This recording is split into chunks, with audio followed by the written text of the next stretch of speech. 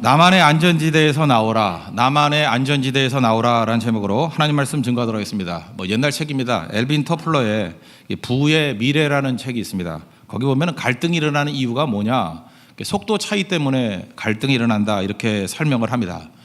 여러 사람들이 모여 있으면 차이가 있는데 어떤 차이가 있느냐면 속도의 차이가 있다는 거예요. 그래서 이게 안 맞는다는 것입니다. 일본 사람과 한국 사람이 만나 보십시오. 속도 차이가 있습니다. 그래서 되게 어색해요. 며칠 지나야 조금 맞출 수 있다고 생각을 합니다. 또 가정 안에서도 마찬가지죠. 기성세대와 이 청년세대, 자녀세대의 속도가 다릅니다. 여러분들 다른 교회 한번 다녀보셨습니까? 이렇게 어떤 한 교회를 섬기다가 이제 객지에 가가지고 다른 교회를 가보면은 좀 어색하다고 느낍니다. 이유가 뭐냐 하면 속도의 차이예요. 예배드리는 속도, 찬송하는 속도, 기도하는 속도 다 차이가 나요. 그래서 그거 맞추는데 꽤 오랜 시간이 걸리게 된다는 것입니다. 이 속도에서 갈등이 오기 시작한다는 것입니다. 속도가 제일 빠른 곳이 어디냐? 기업이라 그랬습니다. 기업을 킬로로 따진다 그러면 한 160km로 달린대요. 그래서 제일 빠른 속도를 이해하려고 그러면 장사하는 사람들 만나보면은 제일 빠른 속도의 흐름을 발견할 수 있습니다. 두 번째가 전문가 집단. 어디나 전문가들은 좀 빠르겠죠. 한 140km 정도 된다는 거예요. 세 번째가 생각보다 빠른 데가 가정입니다. 가정이 한 90km 정도 된대요. 왜 그렇습니까? 가정에는 여러 요소들이 막 들어와 있기 때문에. 그래서 가정이 속도 차이가 있기 때문에 갈등도 많은 거예요. 그죠? 이게 해결될 수 있는 길이 많이 없기 때문에. 그 다음에는 학교라든지 정부라든지 이런 40km 이하의 속도랍니다. 그래서 이런 얘기 들어봤죠. 학교에 너무 오래 있으면 시대에 뒤처지게 된다고. 실제로 그렇습니다. 대학원 가고 박사학위 받고 이렇게 쭉 한 10년 정도 있으면요, 세상 물정 하나도 몰라요. 왜냐하면 학교는 평온한 곳이기 때문에. 그래서 오히려 흐름을 아는 곳은 학교가 아니다, 이런 얘기도 옛날에 했던 적이 있다고 생각을 합니다. 이 속도하고 관련이 있는 게 뭐냐면 거리입니다. 속도는 방향이 있는 속도 아니에요. 속력 아니에요. 그러니까 이게 거리하고 관계성이 있다는 것입니다. 속도가 맞아야 가까운 거리에 있게 될 거 아니에요. 우리가 예수님을 믿는다는 건 뭐냐면 예수님의 속도를 따라간다. 이 얘기는 또 무슨 말이냐? 예수님과 가까이 있겠다. 그 얘기가 똑같다는 것입니다. 그래서 신앙이라는 건 뭐냐면 예수님의 속도로 움직이고 예수님의 속도로 생각하고 마음을 품고 예수님 곁에 있는 것, 이것을 믿음이다 이렇게 말할 수 있다는 것입니다. 오늘 베드로의 실패가 나오는데 베드로가 왜 실패했습니까? 이 속도에서 실패했습니다. 예수님 곁에 있는 것에서 실패했다는 것입니다. 왜 실패했죠? 자기가 생각하는 속도, 자기가 생각하는 안전지대가 있었다는 거예요. 근데 전혀 안전하지 않은데 그것을 안전하다고 느꼈기 때문에 실패했다는 것입니다. 이게 첫 번째 실패입니다. 54절을 보십시오. 예수를 잡아 끌고 대제사장의 집으로 들어갈새 베드로가 멀찍이 따라가니라. 여기서 포인트가 뭐예요? 멀찍이 따라갔다. 베드로는 위치 선정에 있어서 실패했다는 것입니다. 어떻게 위치 선정을 했죠? 예수님을 따라가긴 따라가되 멀찍이 따라갔다. 성경은 분명히 두 단어를 나눠서 생각을 합니다. 제자라는 단어와 따라가는 자, follow라는 단어, 이게 다르게 분석합니다. 많은 사람이 따랐다, 이걸 제자라고 말하지 않아요. disciple과 follower는 다른 것입니다. 지금 베드로는 제자임에도 불구하고 지금 follower가 되어버렸잖아요. 멀찍이 따라가는 존재가 되었다. 이 멀찍이 따라간다는 건 뭐죠? 전제가 뭡니까? 왜 멀찍이 따라가죠? 언제든지 떠날 수 있다라는 거예요. 언제든지 떠날 수 있다라고 생각하는 그 마음이, 그 떠날 준비가 돼 있다라는 그 마음이 항상 우리로 하여금 불안을 가져오게 만듭니다. 우리 한번 부부지간에도 보십시오. 언제든지 이혼할 수 있다, 떠날 준비가 돼 있는 부부 굉장히 불안하겠죠. 그저 겉으로는 웃고 있지만 틈만 생기면, 기회만 생기면 헤어질 것이다. 이건 사실 온전한 가정이 될 수 없다는 것입니다. 이것이 또 회사에서도 마찬가지죠. 마음에 언제든지 내가 떠날 준비가 돼 있다, 사표 쓸 준비가 돼 있다, 그 회사에 손이 잡힐 리가 없죠. 항상 문제가 된다는 거예요. 이것이 또 교회도 마찬가지입니다. 교회도 보면은 떠날 준비가 돼 있는 성도들이 많이 있어요. 듣다가 은혜 받으면 가고 좀 힘들면 또 딴 데 가지. 그래서 그때부터 그것이 자기는 안전지대라고 생각하는데 뿌리를 내리지 못하니까 결국 성장이 없다라는 것입니다. 왜 이 떠날 준비가 돼 있는 게 왜 뿌리를 못 내리냐 하면은 우리가 하나됨을 누리거나 또는 깊이 있게 되기 위해서는 고난을 통과해야 되는데 이 떠날 준비가 돼 있는 마음으로는 절대 고난을 통과할 수가 없기 때문에 그렇습니다. 잘 보세요. 예수님 따르는 많은 사람들이 있습니다. 박수 칠 때 예수님 옆에 다 있었습니다. 근데 지금 고난 당하니까 십자가를 지고 죽게 되니까 다 따라가 버리잖아요. 멀찍이 따라가 버리잖아요. 그렇다는 얘기는 십자가를 통과할 수 있는 길이 전혀 없다라는 것입니다. 그래서 좋을 때만 따라가는 헌신은 이게 포장된 헌신이에요. 이건 진짜 헌신이 아니기 때문에 언제나 넘어진다는 것입니다. 저 야구 좋아했습니다. 어떤 팀을 제가 굉장히 많이 응원을 했는데 요즘에는 응원 안 합니다. 왜냐하면 하도 실망을 많이 줘서. 그런데 저도 이제 야구장 가서 응원을 해보는데 응원석에 있는 사람들의 특징이 이거예요. 잘할 때는요 목숨 걸 것 같아요. 사실 제가 LG였는데 이게 굉장히 잘해요, 그죠? 4월과 5월만 잘하는 팀이에요. 그래서 엄청나게 응원을 합니다. 그런데 이제 7월, 8월 되면 힘이 빠져버리거든요. 그러면 거의 욕하는 사람들은 그 응원하는 사람들이었어요. 요즘에는 뭐 충성도가 더 달라졌다 그러는데 한 10년 전만 해도 그러지 않았어요. 그죠? 응원하는 사람이 비난하는 사람입니다. 예수님도 그러지 않았습니까? 종려주일에 호산나 다윗의 자손으로 오시는 이여, 왕으로 들어올 때는 막 환영했습니다. 일주일 되지 않아서 그 사람들이 십자가에 못 박으라, 십자가에 못 박으라, 결국은 돌 던지는 사람이 되었다는 것입니다. 이게 무슨 얘기예요? 응원석에 앉아 있으면 이런 일이 벌어지게 된다는 것입니다. 한번 생각해 보시죠. 우리가 예수를 믿어요. 여러분 응원석에 앉아 있는 사람입니까? 아니면 제자입니까? 믿음을 제대로 이해해야 된다는 거예요. 우리는 시험과 환란이 오면 베드로같이 다 따라가 버립니다. 멀찍이도 따라오는 게 아니라 아예 포기하는 사람이 될 수밖에 없다는 것입니다. 신앙은 그런 게 아니에요. 기쁨이 있을 때뿐만 아니라 고난이 있을 때도 항상 옆에 있는 거, 그게 중요한 거죠. 그래서 고난을 통과했을 때 충신이 누구인지 안다 그러잖아요. 고난을 통과해봐야 누가 좋은 남편이고 좋은 아내인지 안다 그러지 않습니까? 고난을 통과해봐야 좋은 친구가 누군지 안다. 이거 뭐 상식적인 얘기 아니에요? 그래서 고난을 거부하고 멀찍이 따라가는 인생, 그 인생은 절대로 진짜를 만날 수 없는 인생이 된다는 것입니다.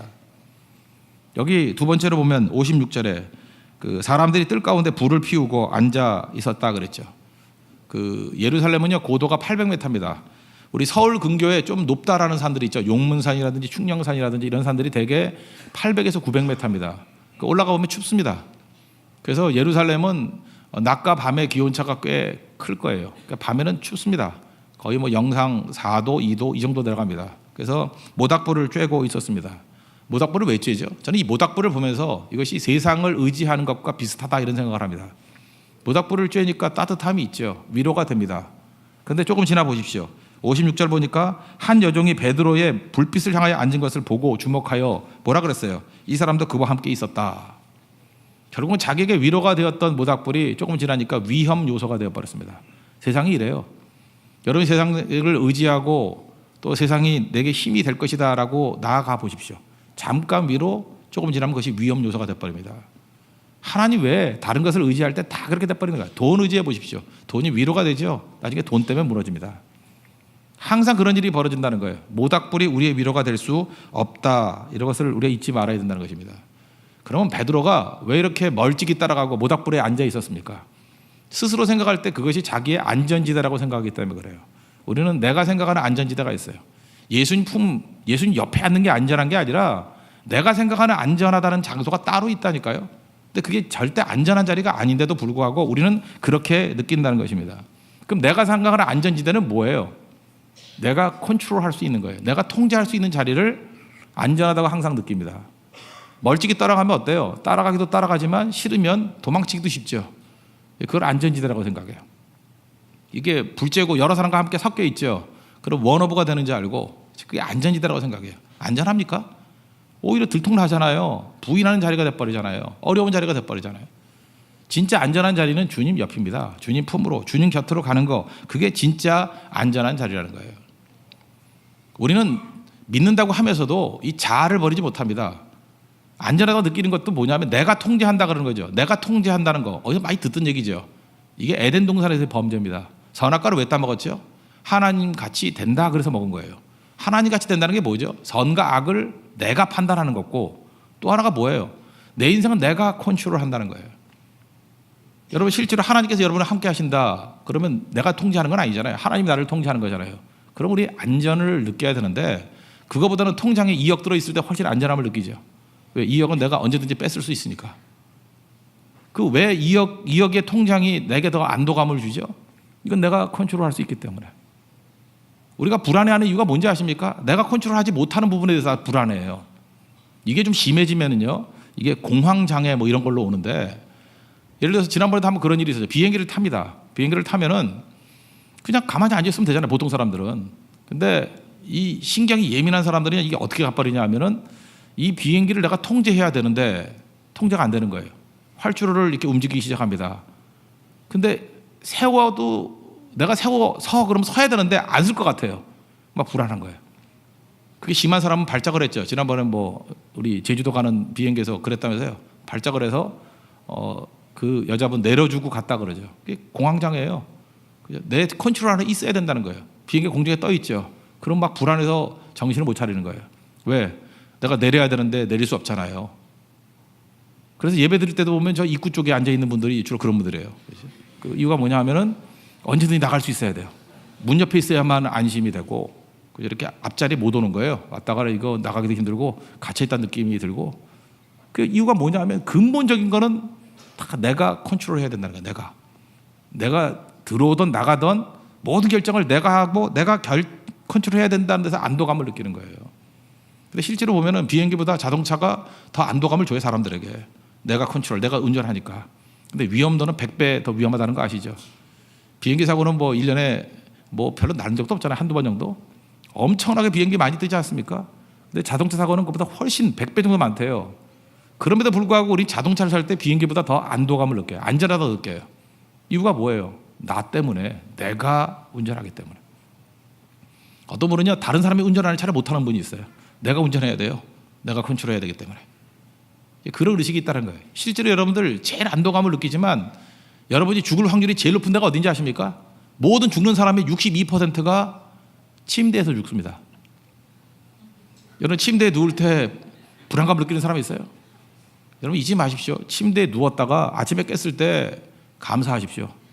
이게 누웠다가 못 깨는 경우가 많아요. 죽는 사람의 62%가 침대에서 죽어요. 그죠? 못 깬다니까요. 그래서 오늘도 깨보면 하나님께서 나에게 생명을 주셨구나 그런 거예요. 여러분들 뭐 간호사라든지 의사라든지 뭐 제가 하도 그 소설을 많이 봐서 뭐 이상한 약 2개를 타가지고 서서히 죽게 만들었다 그러면 못 일어날 수 있잖아요. 그래서 저는 제가 옛날에 결혼할 때 절대로 배우자로 선택하지 않은 게 의사, 간호사 절대로 안 했어요.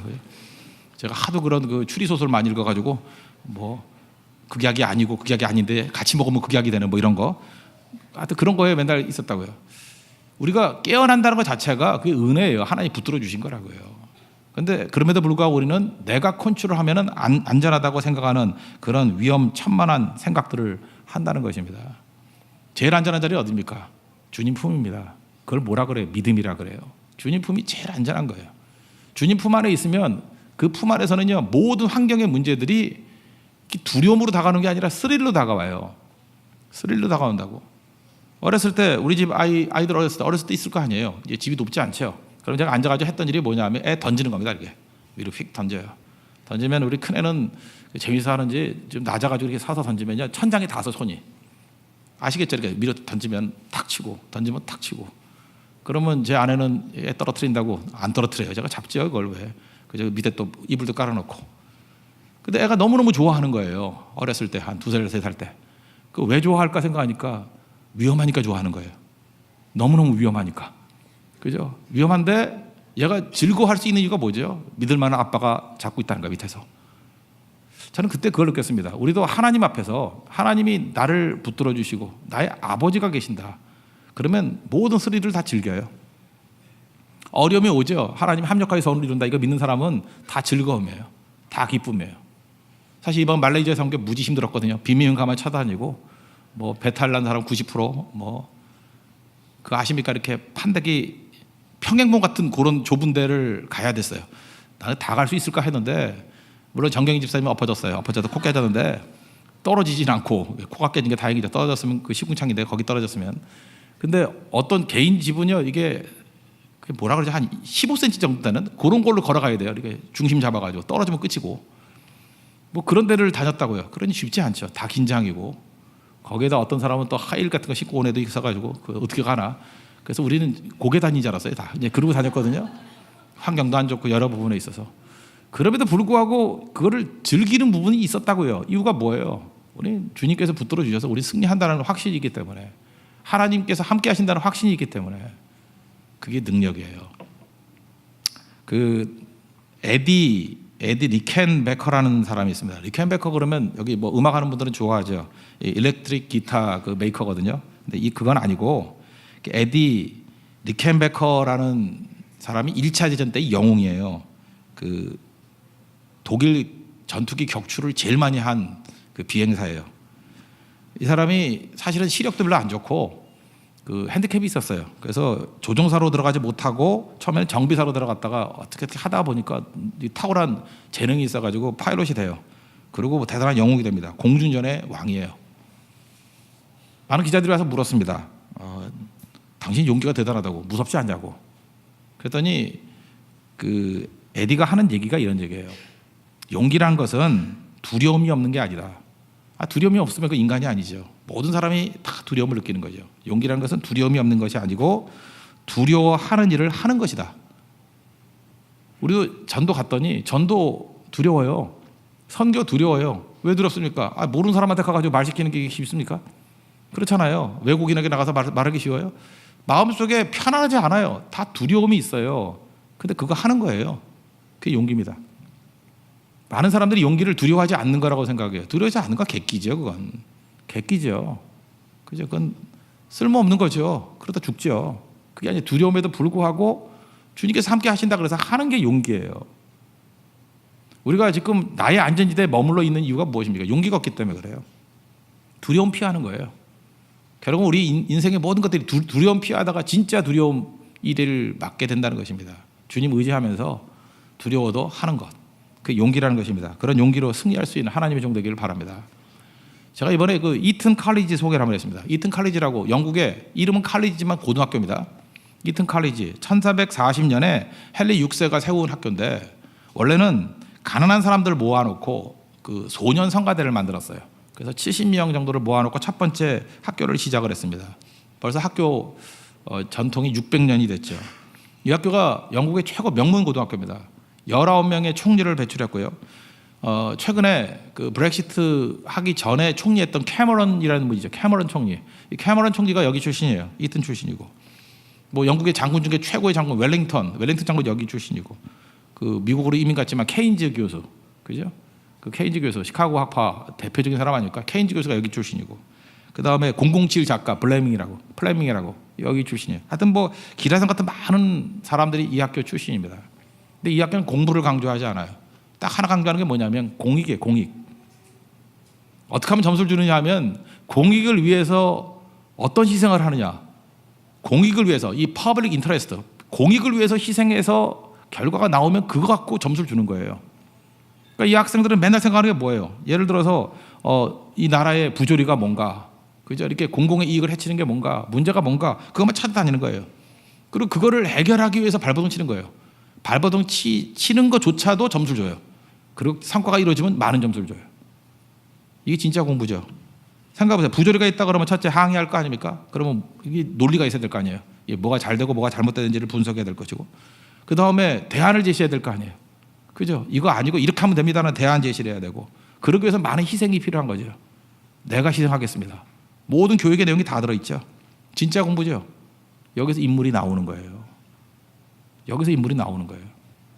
그래서 이튼 칼리지 이거 흉내내가지고 지금 압구정대 가면 이튼 스쿨이라고 학원 있어요. 그건 진짜 말도 하기 싫어요. 그죠? 그건 점수 올리자고 하는 거고 어디다가 이튼을 갖다 붙여. 그죠? 허튼 놈들이지. 그거 아니죠. 그건.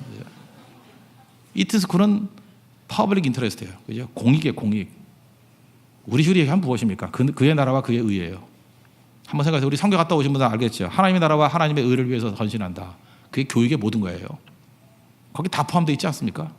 하나님의 뜻을 구해야 되고 힘을 구해야 되고 방법을 구해야 되고 희생해야 되고. 우리는 지금 따로따로 배우고 있어요. 현장 속에 들어가 보십시오. 다 필요해요. 이번에 갔던 사람은 왜 돈을 벌어야 되는지도 다 깨달았을 거예요. 인생 어떻게 살아야 되는지 깨달았을 거예요. 시간 어떻게 써야 되는지 다 깨달았을 거예요. 그게 교육이에요. 인생이 달라집니다. 내가 안전하다고 생각했던 것이 절대 안전한 것이 아니라는 걸 깨닫게 돼요. 진짜가 무엇인지를 알게 됩니다. 그게 주님께서 우리에게 주신 교육이에요. 나의 안전지대에서 나와서 주님 품으로 가는 우리 믿음의 종 되기를 축원합니다. 두 번째로 살필 것은 예수님의 눈빛이에요. 61절 보시면 주께서 돌이켜 베드로를 보시니 세 번 부인하고 난 다음입니다. 베드로가 주의 말씀 곧 오늘 다 굴기 전에 내가 세 번 나를 부인하리라 하심이 생각나서 통곡했다, 이런 얘기가 나옵니다. 이 베드로의 부인은 사복음서에 다 나와 있습니다. 마태, 마가, 누가, 요한에 다 나와 있는데 예수님께서 돌이켜서 베드로를 쳐다봤다라고 하는 장면은 누가복음에만 나와 있어요. 예수님이 그 눈빛으로 베드로를 봤다. 여러분, 우리가 못 본 척하고 싶을 때가 있죠. 외면하고 싶을 때가 있어요. 어느 때 외면하죠? 실망이 너무 클 때. 너무 실망이면 아이 너 꼴 보기 싫어 이러잖아요. 또 하나는 뭐죠? 깊이 배려해 줄 때.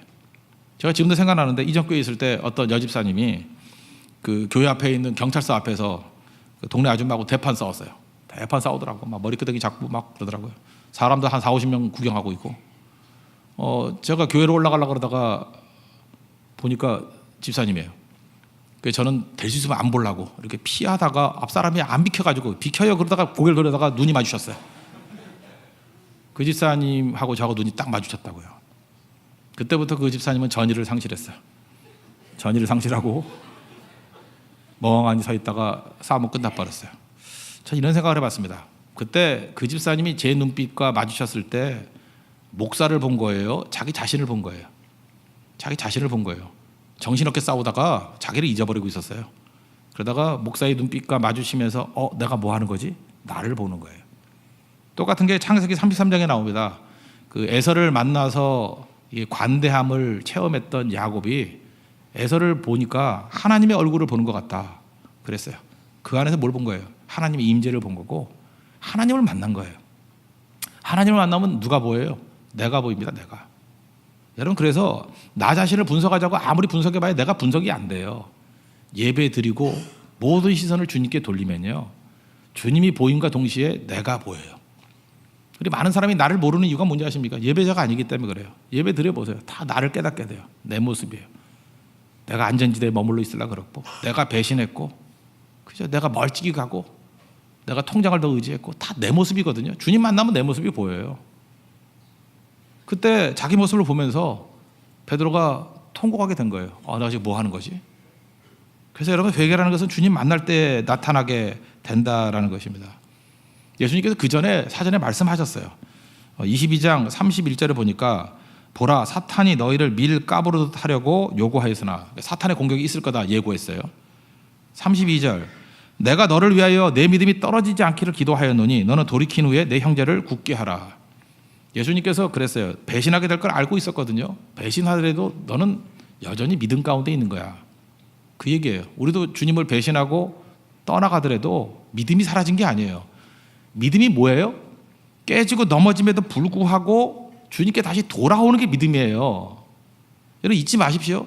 우리가 넘어지지 않는다는 게 아니에요. 넘어지고 깨지더라도 그 말씀이 생각나서 돌아오는 게 믿음이에요. 돌아오는 게. 그래서 믿음이 떨어지지 않기를 기도했다. 너 부인하는 거 내가 알아. 근데 가론유다 같이 자살하는 쪽으로 가지 아니하고 그래도 주님이 부르시면 가야지. 요한복음 22장에 나오잖아요. 내가 나를 사랑하느냐? 그럴 때 사랑합니다. 주께서 아십니다. 내 양을 먹이라. 그렇게 돌아오기를 기다리시는 거예요. 돌아오기를. 그게 믿음이에요. 믿음은 복원력이라고요. 믿음은 그런 거예요. 여러분, 이번에 우리가 말레이시아 선교 갔을 때 달람 예수, 그거 사실 뭐 아는 노래가 그밖에 없어요. 그것만 계속 불렀어요.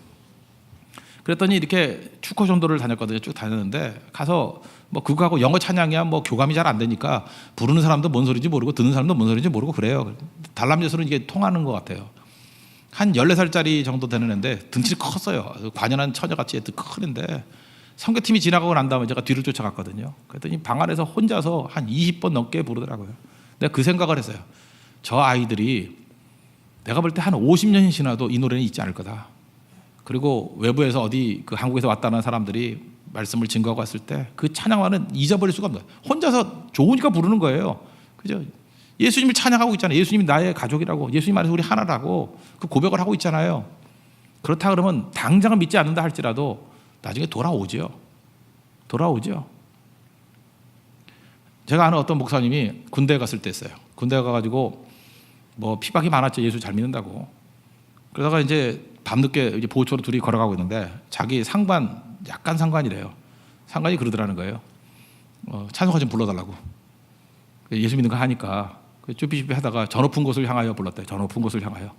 쭉 불렀더니 울더래요. 그러더니 뭐라 그러냐면 우리 엄마도 권사인데 그러더래요. 그 최고 악질이었던 녀석이.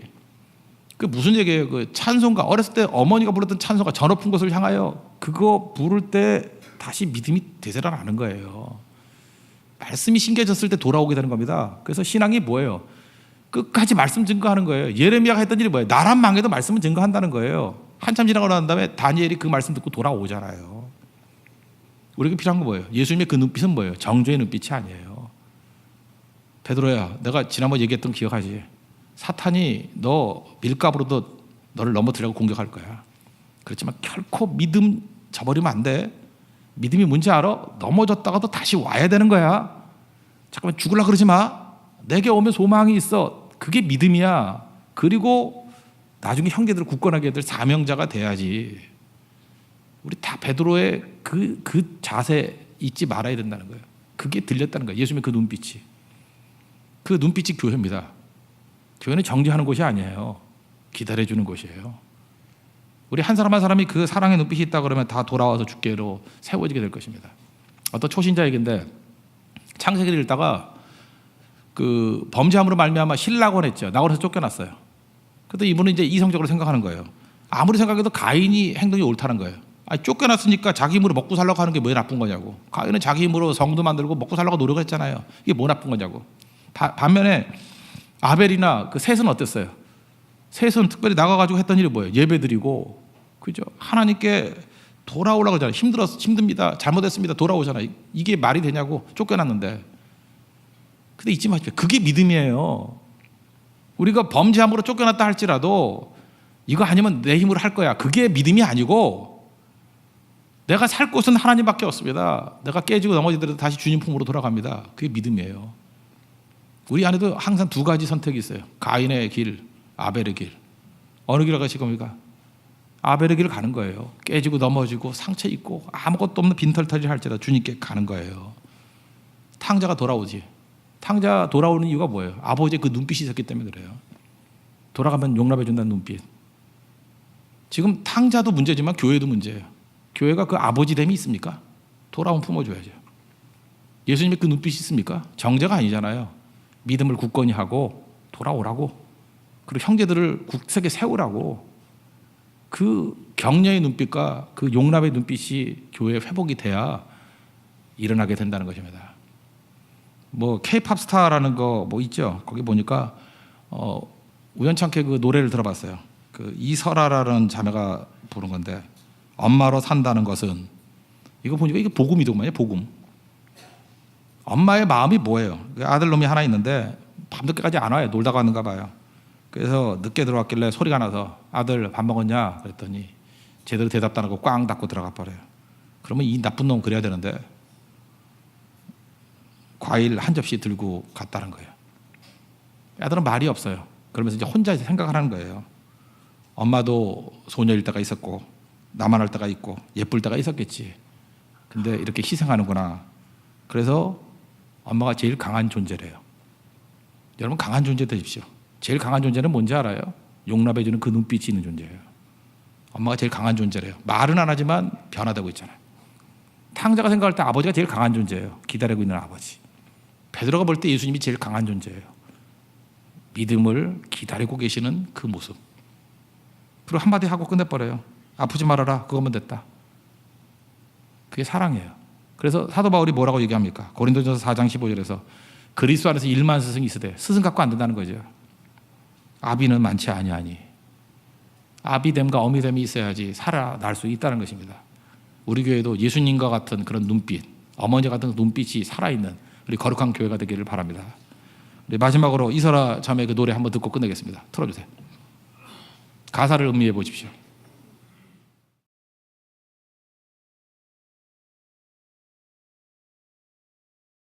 늦은 밤 선잠에서 깨어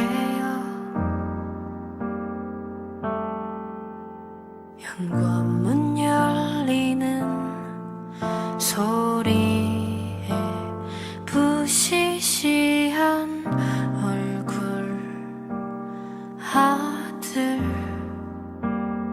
밥은 먹었느냐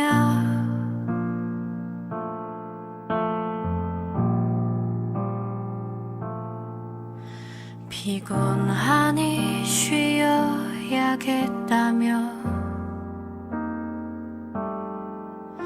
짜증 섞인 말투로 방문 휙 닫고 나면 들고는 과일 한 접시 엄마도 소녀일 때가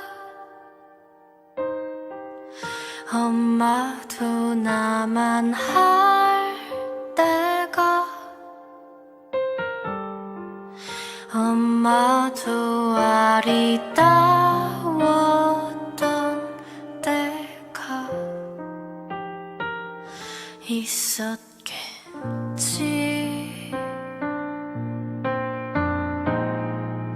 그 모든 걸 다